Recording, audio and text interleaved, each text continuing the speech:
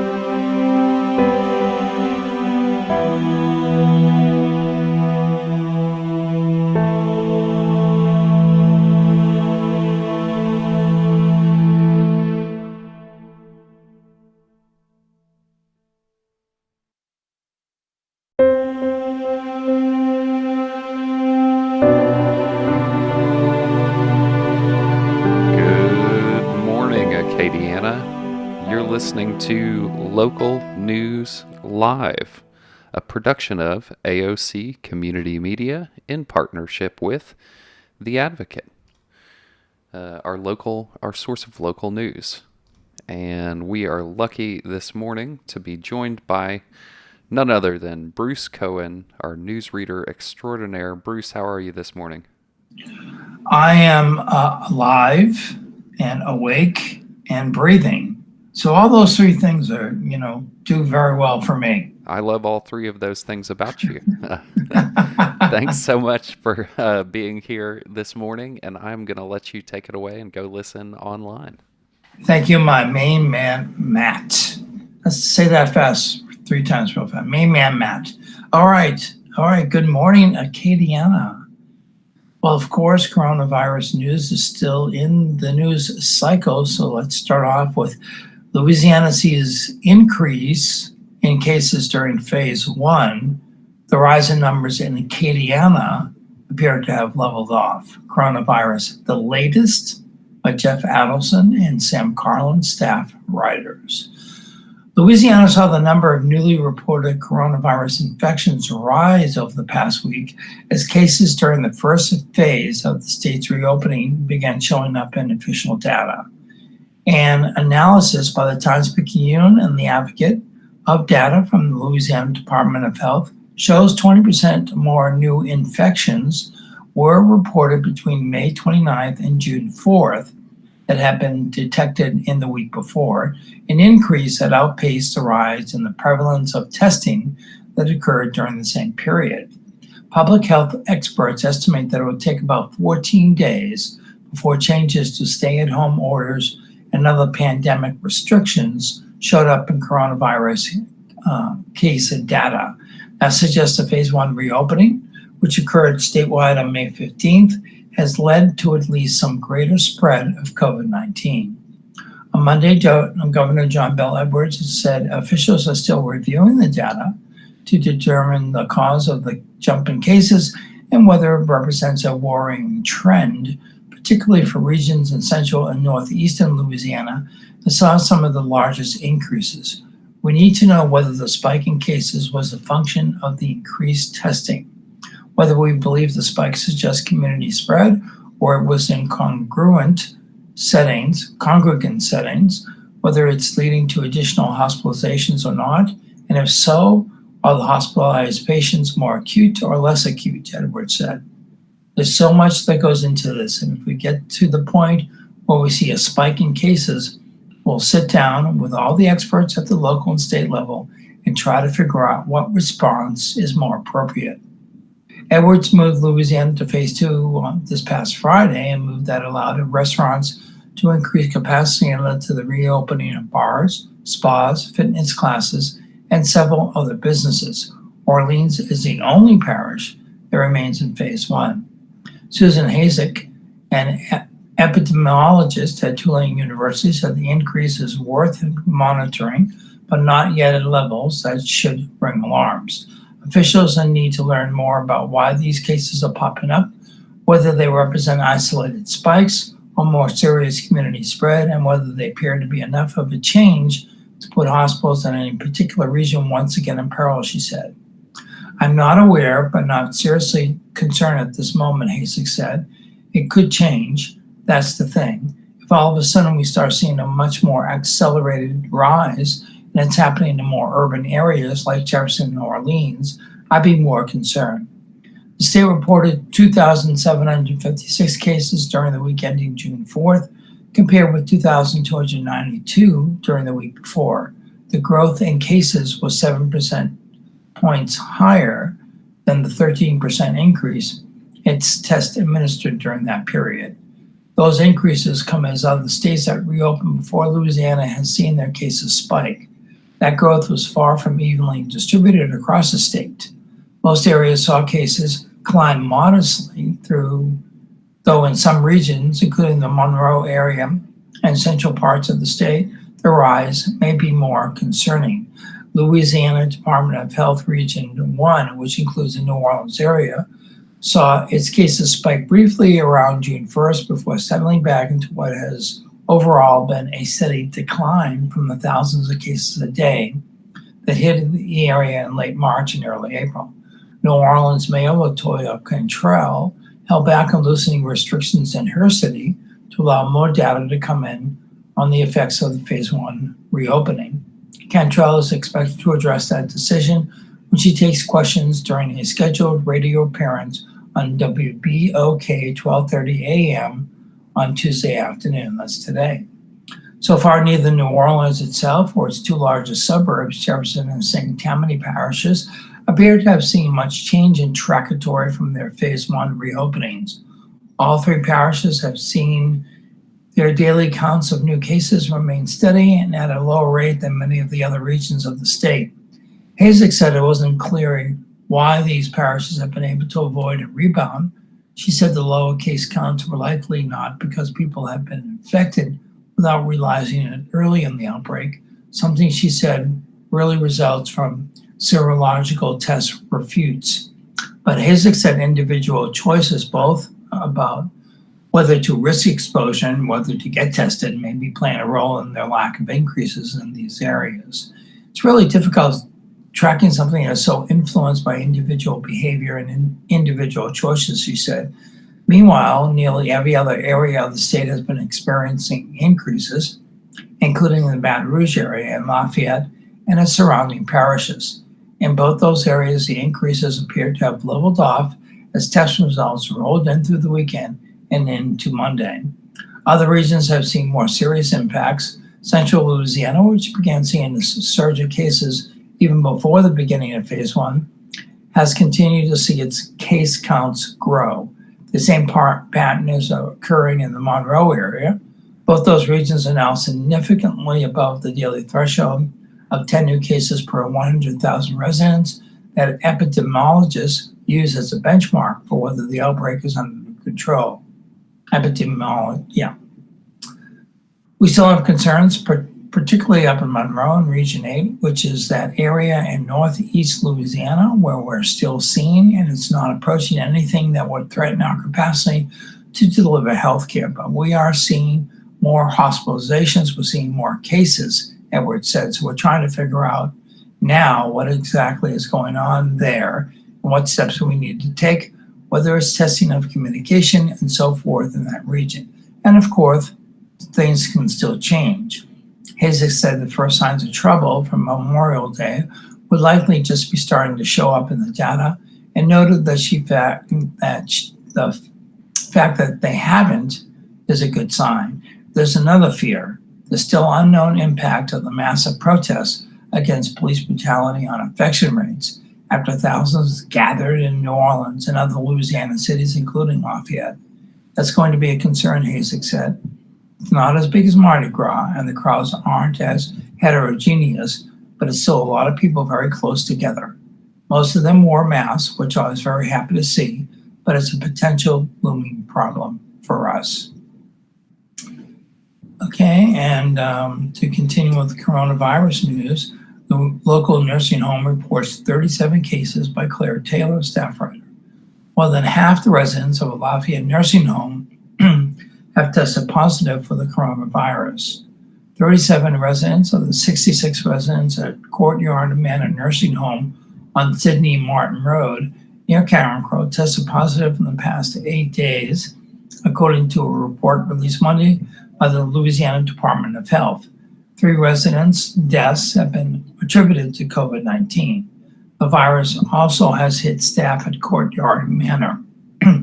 9 employees have tested positive to the COVID-19, the health department report states, 2 of whom recovered. On June 1st, the health department reported 23 residents had tested positive for the virus and 2 had died. Health officials also reported at the time 7 employees had tested positive and 1 have recovered. In the week that followed, an additional 23 residents tested positive for COVID-19 and 1 more resident died. 2 additional employees tested positive as well. The nursing home administrator did not return a call for comment Monday afternoon. According to its website, Courtyard Manor has been family-owned since 1985. Filings with the Louisiana Secretary of State's office indicate it is owned by Safer Family LLC. 2 deaths were reported Monday in Acadiana, including one each in Lafayette and Acadia parishes, bringing the Acadiana death toll to 183. In the 7 Acadiana parishes comprising the LDH's Region 4, that includes Lafayette, Acadia, Evangeline, Iberia, St. Landry, St. Martin, and Vermilion parishes, 35 new cases of COVID-19 were reported on Monday. 17, nearly half, were in Lafayette Parish. Okay, turning to some business news in the area. Pending home sales skyrocket in May. Historically low rates aid Acadiana market by Adam Daigle, Acadiana business editor. Here's a cure for the slumping post-pandemic real estate market in Acadiana and just about everywhere else. Historically low interest rates for a home loan. The local market had a slight rebound in May in regard to home sales, but the number of homes under contract exploded in May and may continue to do so. The number of pending sales in May jumped to 677 in Acadiana, up from 480 last month and 502 1 year ago. In Lafayette Parish, there were 440 pendings, up from 302 last month and 297 a year ago, according to data from Bill Baquet of Market Scope Consulting. The regional figure was the most for any month dating back to at least 1990, Baquet said. Here's the reason. The benchmark 30-year fixed-rate mortgage last week fell to 3.47%, which set a record according to bankrate.com. The 15-year rate fell to 2.83%. That means a 30-year mortgage, what you pay for every $100,000 you borrow, will drop from $452.40 to $447.37. The key question on everyone's mind on this post-COVID economy is when will things begin to turn around, Baquet wrote. Based on the number of sales contracts negotiated during May, and it's also begun in our housing market, it is apparent from these numbers that the quarantine and subsequent shutdown of our economy did not eliminate buyer demand, it only postponed it. Many homeowners at first sought refinancing for their current homes, but then the new home buyers came soon after, said D. Green, mortgage manager at Home Bank. With those low interest rates, buyers can get more house and still have that lower monthly mortgage payment. The number of available properties also shot up last month after slumping in April. Acadiana reported 620 in May after dropping to 546 in April, while totals in Lafayette Parish jumped to 422 last month after dropping to 348 in April. I've done this for 44 years. I started when I was 16 and I'm 60, Green said. I don't think I've ever seen rates in the twos on a 15-year mortgage. There's nothing right now that leads us to believe it's going to change anytime soon. I am starting to see the purchase side pick up. Just within my family, I had 2 nieces buy new houses, and I sold an older home during the pandemic. Who would have ever thought? Some of those sales will fall through, Baquet noted, but the totals still show a solid future for the local market. Home value in the pending sales also soared to record levels. The data shows buyers spent more on average, just over $213,000 in Acadiana, and nearly $240,000 in Lafayette Parish, up from $202,404 in Acadiana and $239,412 in Lafayette Parish 1 year ago. Sales in May picked up slightly in Acadiana and Lafayette Parish from April, but were still way down from a year ago. There are 406 homes sold, up from the 365 last month, but still way down from the 505 a year ago. Lafayette Parish reported 264 after 243 a month ago and 372 a year ago. So we'll go to our first public service announcements for the morning. Homegrown pop-up market is coming to Macomb VZ Cultural District. Homegrown pop-up market presented by the Macomb VZ neighborhood is a family-friendly monthly community pop-up market happening every third Saturday from 2 p.m. to 6 p.m. featuring local businesses and artists. On Saturday, June 20th, 2020, we're bringing fresh veggies, vendors, and ideas to the neighborhood. The Macomb VZ neighborhoods and its friends will honor vendor booths, live music, games, and activities for all. The event will be held from 2 p.m. to 6 p.m. at the Macomb VZ Community House, which is at 419 12th Street at the intersection of 12th and South Magnolia Street in Lafayette. Admission is free and the event is open to the public. Brought to you in coordination with the Macomb VZ neighborhood, Veggies on the Go, Health You Tehran, Vegetarian, Health Uteranian, and the Northside Vegan. Food and beverages will be available on site for purchase.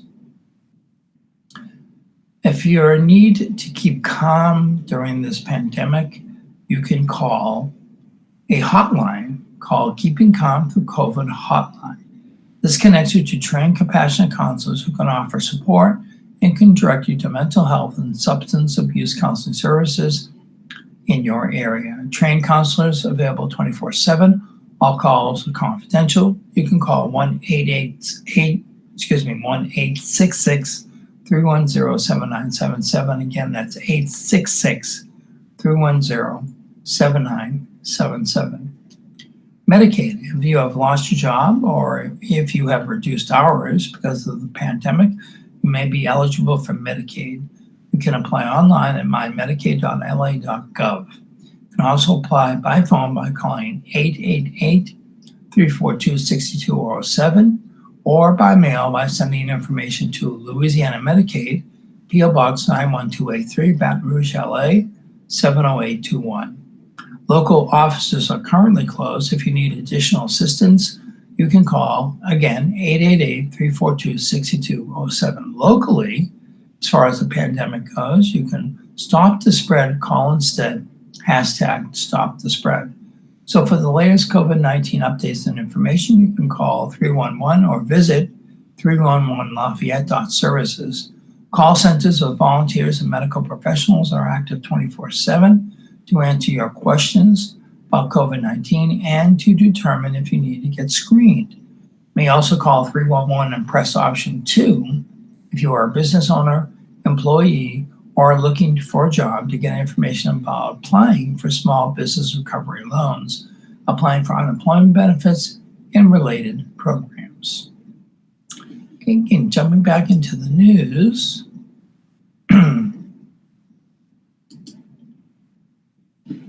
Parting company. After CrossFit CEO controversial post, at least one Acadiana gym leaves brand behind by Megan Wyatt and a Christian Mossbrucker, staff writers. Raging CrossFit will soon become Raging Fitness Company as the owner attempts to distance himself from the controversial comments made over the weekend on social media by CrossFit's CEO. Jeremy Hole, who owns a gym at 815 Cajun Dome Boulevard, said he has been considering breaking off from CrossFit for about a year and already has a new name and brand ready to roll out. We're in the process of changing logos on everything, Hole said. We have a rebranding package that's already done. We've been waiting to release it, and after what happened this weekend, it wasn't even a thought. I decided it was time.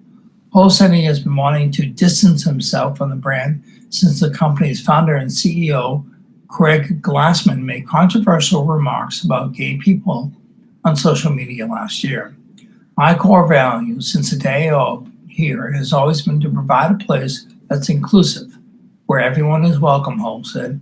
That's been my passion, to see those who don't think they fit in and for us to accept them with open arms. Raging CrossFit has been open for 10 years and has about 200 members. It's crazy, Hole said. It's really crazy, the timing, but I'm a big believer in everything happens for a reason. I put my faith in God, and I know this is part of God's plans. CrossFit gyms across the country are separating from the brand, including some of the Baton Rouge and New Orleans areas. Red Stick CrossFit, which has been open for 9 years in Mid-City Baton Rouge, is changing its name to Red Stick Community Fitness and ending its affiliation with the brand. Andrew Andrew Ciccione, who owns Red Stick Community Fitness with his wife, Melissa Ciccione, said the insensitive comments by the CrossFit CEO were the final draw. He has been known in the last couple of years to be a loose cannon with his mouth. He said, "I'm not okay with the lack of sensitivity and disregard for what's going on. You can't have any mocking tone about what's happening right now." Like Raging Fitness in Lafayette, Red Stick Community Fitness expects to continue using functional fitness techniques which aren't licensed by CrossFit and promote a healthy lifestyle. We pride ourselves in being inclusive and welcoming to everybody when they are inside the gym. We're just a big family, Ciccione said. We're not just a 9-to-5 business, but we stand for something and have morals and beliefs. In New Orleans, one of the coaches of CrossFit, NOLA, started a petition asking for a change in CrossFit leadership and said that if it doesn't happen, the organization plans to cancel its affiliation, according to its Facebook page. Big Easy, CrossFit's owner, said he is evaluating our next step as a community, and we will no longer be loyal to someone for something that does not share those values of inclusivity.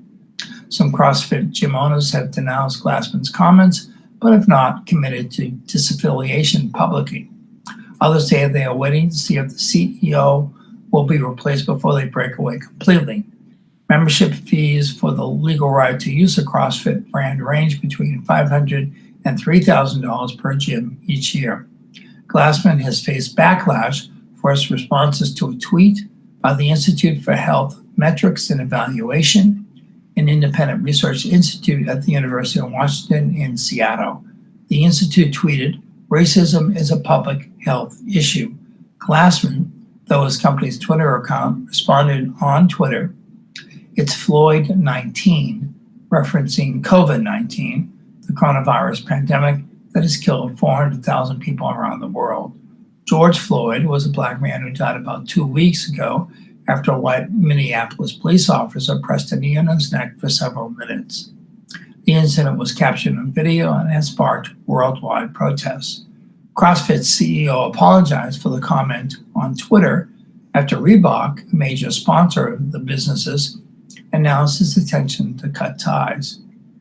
CrossFit HQ and the CrossFit community will not stand for racism, Glassman wrote. "I made a mistake by the words I chose yesterday. My heart is deeply saddened by the pain it has caused. It was a mistake, not racist, but a mistake." SLCC to open dialogue on race relations by Ken Stickney, staff writer. So this article does kind of relate to the one previously. South Louisiana Community College this week will deliver on interim Chancellor Vincent June's promise for meaningful dialogue on race relations and change. June announced last week that the college would create an avenue for dialogue just days after the death of George Floyd, who was killed while in police custody in Minneapolis. The Center for Minority Excellence will initiate If These Streets Could Talk, a monthly series of conversations that will last through November. The first conversation will be presented virtually from 6 p.m. to 7 p.m. Wednesday and will focus on social injustices of today's world and living while being Black in America. The moderator is Valen S. Jordan, Associate Professor of Diversity Education at the University of Louisiana at Lafayette, and the founder. Registration is required. Tonya Bolden-Ball, the CME's program director, says the conversation is for students, faculty, staff, and SLCC supporters. The event link will be emailed once registration has been completed. "We're creating a safe space for our SLCC family," Bolden-Ball said. "We want to hear from students, and one student will share his perspective of what it's like to be young, Black, and enrolled in college." But Bolden-Ball said the moderated conversation will address myriad topics, some of which have been suggested in the completed registration forms. "It's going to be free-flowing, not like a workshop," she said, adding that the initial conversation may influence the format of how subsequent conversations are presented. She said registration has been at risk Notification of the program was on the SLCC website and by email. In its first week as interim chancellor, June, who replaced former Chancellor Natalie Harder, suggested that civil, collaborative conversations would further people's understanding about race relations. If we want to have change, we must be willing to have these difficult conversations and truly hear one another, he said.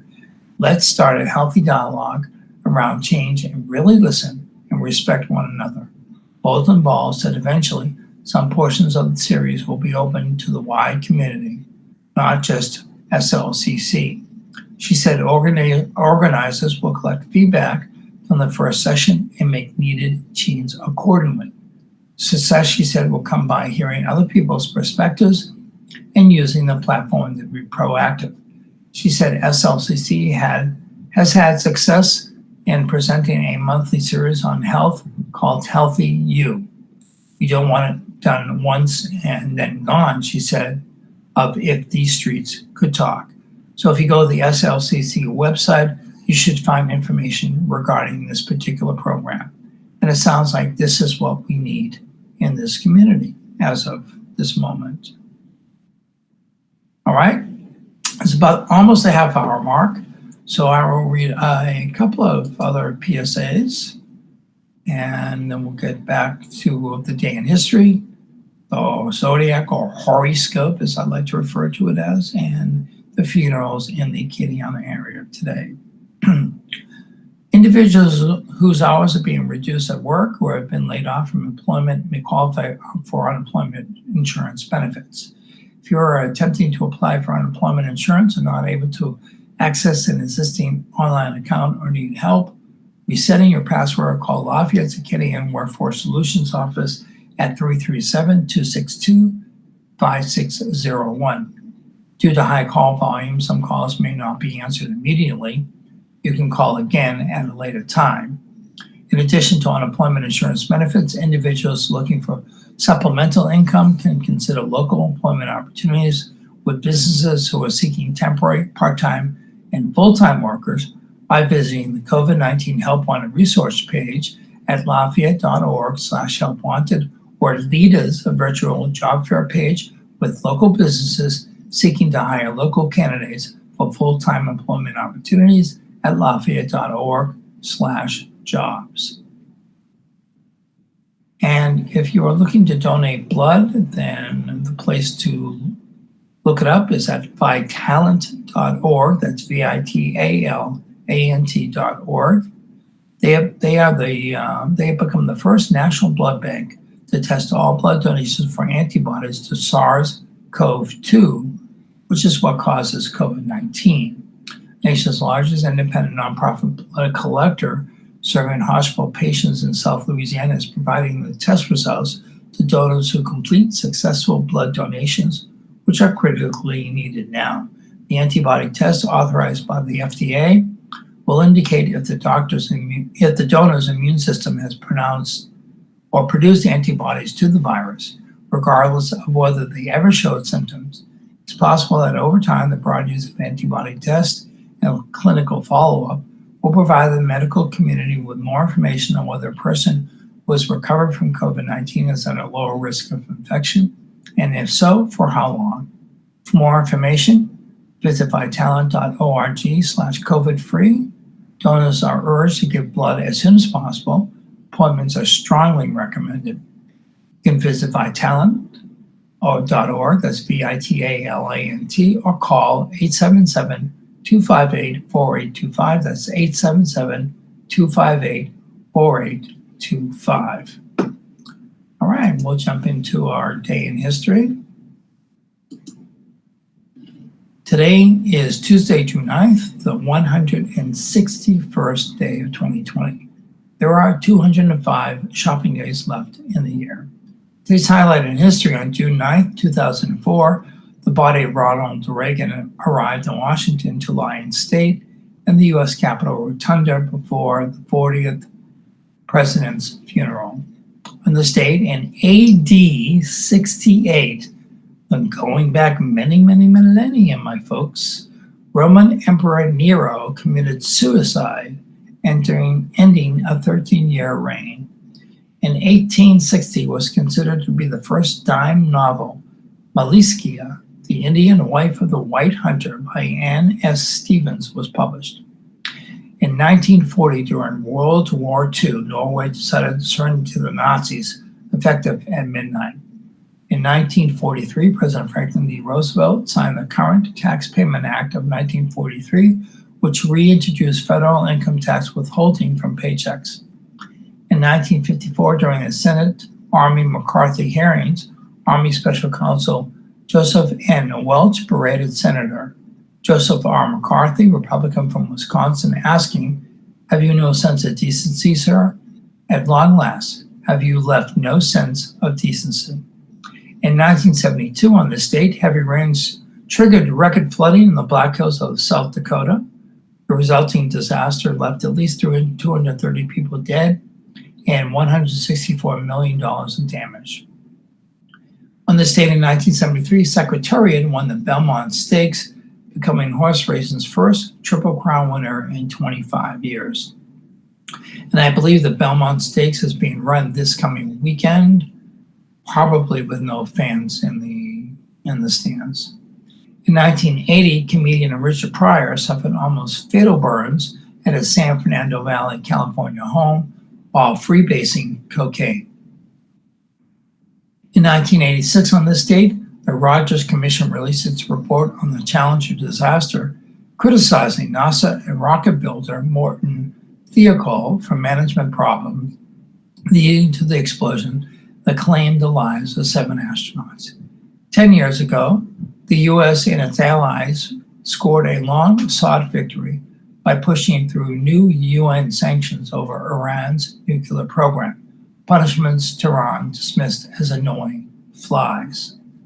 5 years ago, former U.S. House Speaker Dennis Hazard pleaded not guilty in Chicago to charges that he had violated banking rules and lied to the FBI about promising to pay $3 million in hush money to conceal misconduct from his days as a high school teacher. Hazard later pleaded guilty to violating banking law in a case that revealed accusations of sexual abuse and was sentenced to 15 months in prison. 1 year ago, former Boston Red Sox slugger David Ortiz was shot in the back in his native Dominican Republic by a man police said was a hired gunman whose intended target was supposed to be another man. Ortiz recovered after surgery in the Dominican Republic and later in Boston. Today's birthdays, comedian Jackie Mason is 92. Former baseball player and manager Bill Verdon is 89. Sports commentator Dick Vitale is 81. Rock musician Mick Box from Uriah Heep is 73. Retired Major League Baseball All-Star Dave Parker is 69. For film composer James Newton Howard is 69. Johnny Depp is 57 today. Rock musician Dean Felber from Hootie and the Blowfish is 53. And country musician Shay Deggs from Cold Deggs and the Lonesome is 46. And bluegrass singer and musician James Daly from Daly and Vincent is 45. The thought for today: imagination was given to man to compensate him for what he isn't. A sense of humor was provided to console him for what he is. That's a quote from Horace Walpole, English author, 1717 to 1797. And looking at the zodiac or horoscope. But today, if you're a Gemini, you aim to please someone you love, but not at the expense of missing out on something that makes you happy. Equality will play an imperative role in your life. That's my youngest son's birth sign. Cancer, take your time. Don't commit to something you aren't sure you want to pursue. A creative outlet will stimulate your mind and help you head in a direction that suits you better. Leo, my mom's birth sign. Place your cards on the table and make the adjustments necessary to achieve personal happiness. It's up to you to take the initiatives if you want your life to unfold to your liking. Virgo, my birth sign, not everyone will share your plans on your schedule. Be willing to do your own thing if it will bring about the changes you want to make. Libras, you've got what it takes to turn a negative into a positive.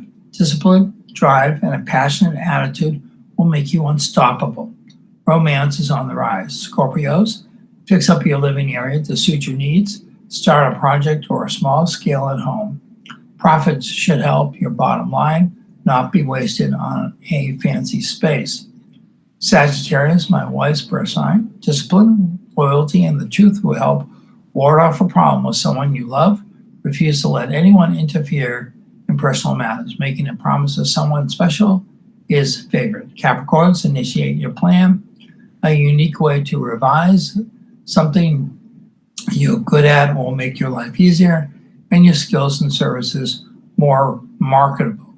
Positive change is heading your way. That's actually my oldest son's birth sign. Aquarius, stick close to the people you know you can trust. Share only what's necessary with outsiders. Don't feel you have to make the change because someone else does. Romance is favored. Pisces, consider every angle. If you act in haste, you'll end up having to backtrack. Be choosy when it comes to helping others. Offer advice, not cash. Protect against injury and ill health. Aries, get moving, line things up, and take action. How you handle matters will make a difference. Show your strength and get things done. Refuse to let outside interference hold you back. And finally, Taurus. Consider whether it's your emotions or genuine concern that is driving your actions. Motives derived for the benefit of everyone will play out in your favor. Choose generosity over greed. And as always, the horoscope or zodiac is an entertainment feature not based on scientific fact. Okay, looking at the funerals in the Kitiana area today, Alex Dene Sr., St. Alphonsus Catholic Church in Maurice at 11 a.m. Aubrey Guidry, St. Peter's and Paul Catholic Church in Scott at 2 p.m. Jesse Stafford, Northside Assembly of God Church in Crawley at 1 p.m. And Margaret Trahan, Easy Ferguson Funeral Home at 2:30. Okay, let's get back into the news, folks. The legislature okays variety of criminal justice laws by Mark Ballard, Capitol Bureau editor. At first, lawyer Will Harrell and other advocates put aside the legislative package, which was aimed at tweaking the 2017 criminal justice package that lowered Louisiana's nation-leading prison populations. After all, legislative leaders have said upon returning to session after the state capitol was closed for 6 weeks because of the coronavirus pandemic, that the legislature would only consider recovery bills during the 28 days remaining until the June 1st adjournment. Everything else would be put to the side. A lot of my people got into a let's punt posture, let's set up for next year, said Harrell of the Voice of the Experience, called the vote, and based in New Orleans. Then we saw that legislatures were running all sorts of controversial and complex bills not related to the pandemic recovery at all, so we pressed ahead. The results were outstanding. About a dozen bills now sit on Governor John Bel Edwards' desk, awaiting his signature. Most are singles and doubles, making many incremental changes to the criminal justice system, but at least one, House Bill 643, is a groundbreaking idea. HB 643 would allow parole officers to recommend reducing supervision requirements of released prisoners who are doing a good job. This was the best year we've had since the reforms of 2017. We got a lot of common sense solutions that go a long way, says Scott Payton, a former parole officer who is the group's Right on Crime based in Austin, Texas. A bipartisan coalition got the sweeping Criminal Justice Reinvestment Act of 2017 passed, which aimed to incarcerate fewer Louisiana convicted criminals for shorter periods of time and direct the savings into programs that help keep inmates from reoffending. While the revamp was widely supported, the new law had its distractors, most notably Attorney General Jeff Landry and U.S. Senator John N. Kennedy. For the 2018 legislative session, advocates had to beat back 10 bills that would have gutted the Reinvestment Act. In 2019, the focus was on habitual offenders, and few criminal justice bills were passed. In the past, we paid too much attention to fighting what we didn't agree on. This year, we worked on what we did agree on and got a lot more accomplished, said Representative Ted James, who was hospitalized after contracting COVID-19 and didn't attend the legislative session until last week. But as chairman of the House Committee on the Administration of Criminal Justice, James still set the agenda, kept up the movement of legislation, and watched the live-streamed committee hearings on his computer from home. The Louisiana District Attorneys Association and the State Department of Public Safety and Corrections initially balked at House Bill 643 because the wording effectively shifted long-term parolees to unsupervised release after 5 years. But after negotiations, changes were made. We were concerned because the original version would let off on parole an armed robber or murderer, said Laureen Lampert, executive director of the District Attorneys Association. But we saw where they were going with this, and we saw the advocates were going to work with us. Where we ended up makes a lot of sense. It rewards some who are doing well. It saves resources that are better used on someone requiring more supervision. Both chambers approved a bill that allows a parole officer to recommend to a supervisor that supervision of a parolee whose crime was not violent be reduced after 3 successful years and after 7 years for those convicted of violent offenses. While the terms and specifications of parole can be changed with the agreement of the parole board, the parole remains in effect, meaning that any crime committed would send the parolee back to prison. We're the first in the nation, I think, to allow parole officers to say, "I've monitored this guy for 3 years and I think he's fine," said Votes Harrow. It's the parole officers who asked us to do this. They have people on their caseload on which they need to focus to help them not make bad choices. Parolees are those who have served time in prison after being convicted of a crime. When they leave prison, parolees must be supervised for the remainder of their sentence.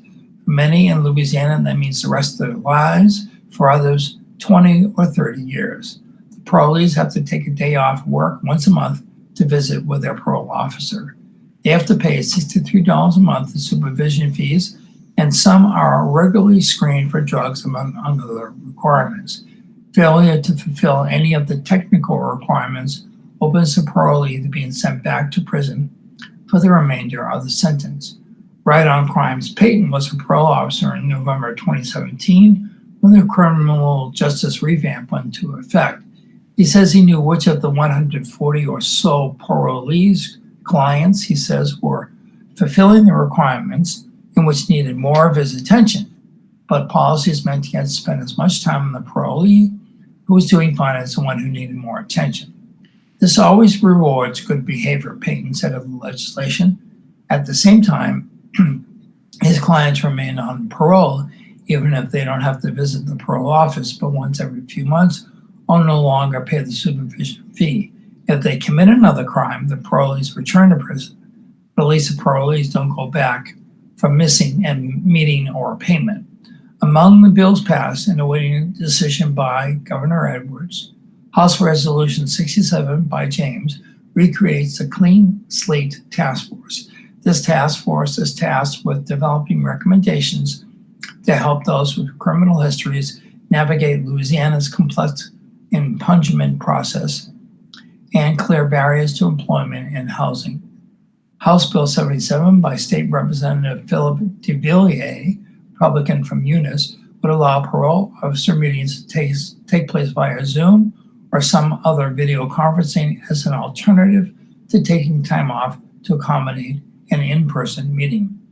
House Concurrent Resolution 91 by State Representative Mandy Landry, Democrat from New Orleans, sets up a study of the adequacy of medical services provided to inmates in facilities operated by the Department of Public Safety and Corrections.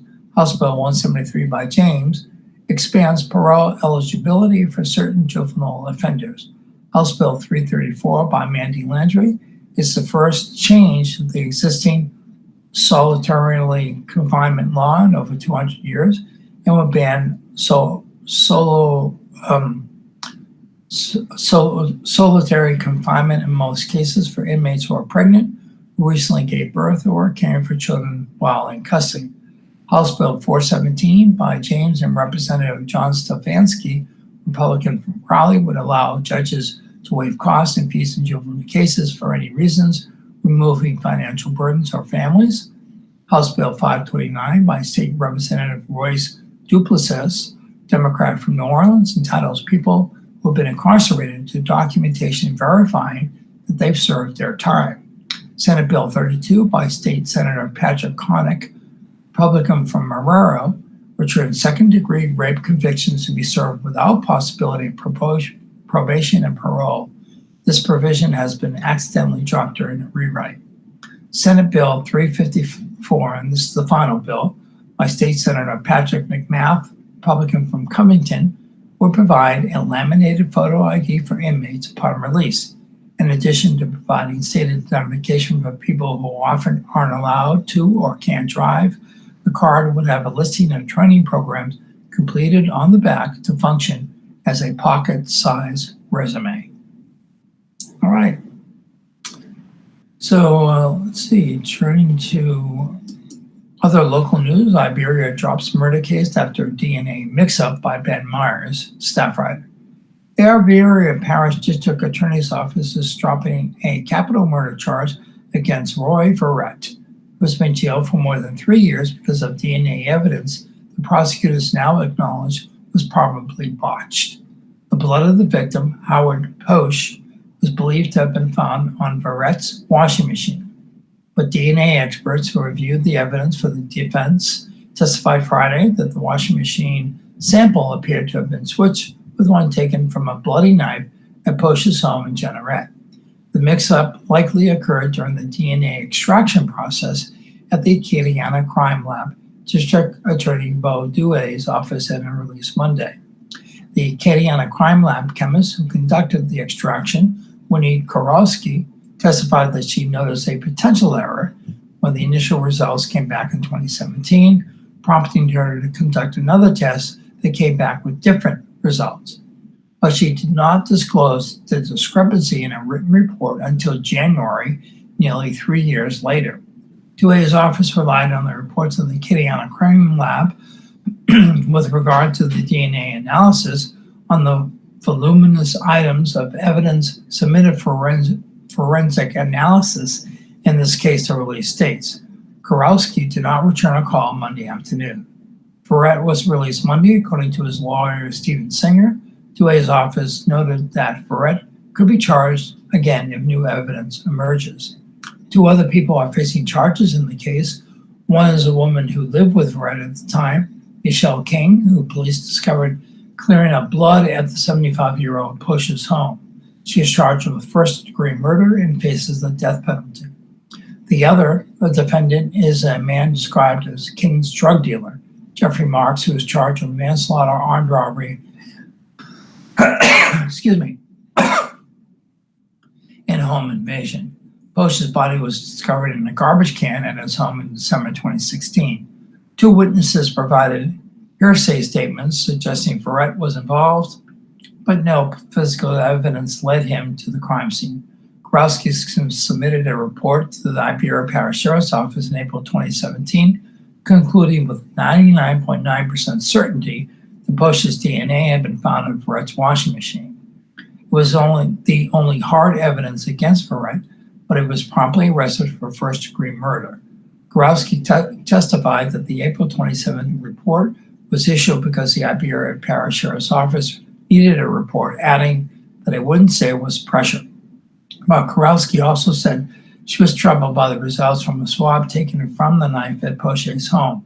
It did not contain Posh's DNA, and the quantity of DNA was unusually small, she acknowledged from the witness stated Friday under questioning from Singer. That prompted Korowski to request the knife for another test, which yielded a different result. This time the DNA sample matched Posh's, profile, according to Kurowski's second report to the sheriff's office, but that report was not issued until January. Still, Verrett remained locked up through the weekend after the Friday hearing, which was to determine the admissibility of evidence. Kurowski agreed with Singer that she could no longer be certain that Poche's DNA had been found in Verrett's washing machine, but she refused to admit error. "I feel confident in that work," she said. All right, folks, let's turn to, we have a few sports stories this morning to read to you. Playing it safe, Cajuns hoping to bring voluntary football workouts with health protocol in place by Kevin Foote, sports writer and staff writer for The Advocate. Originally scheduled for Monday, the UL Athletic Department will begin voluntary workouts for football players Tuesday instead of to avoid any potential obstacles created by Tropical Storm Cristobal. At that point, UL's announced policy to try to prevent the spread of COVID-19 will go into effect. Those policies began with only approved student athletes, and staff will be allowed to enter the one entrance into the Mossing Student Athlete Performance Center. All other entrances will be blocked. All those entering must go through daily screening, which includes a physical evaluation questionnaire and temperature check. Only those showing symptoms after the screening will be sent to the sports medicine staff for further evaluation and potentially to learn team physicians for testing. Assistant Director of Athletics for Sports Medicine, Travis Swallow, said last week, the process is not only to ensure the health and safety of our sports programs, but also to mitigate possible outbreaks that could potentially jeopardize the future of our athletic competition. While many other athletic departments around the country have instituted similar guidelines, others have opted for different paths. For example, LSU's athletes will receive COVID-19 antibody tests to reveal any who are recovering from the virus. Tulane, meanwhile, will be giving every athlete the polymerase chain reaction test and the antibody test. To date, the Pac-12 is the only league that has announced plans to require both initial and weekly virus testing for all its league's schools, according to Ross Dellinger of Sports Illustrated. There isn't a consensus of opinion in the medical profession as to the importance of testing athletes that don't display symptoms of the coronavirus. On the professional level, NBC Sports' Peter King is reporting the NFL plans to test its multiple times per week for the coronavirus.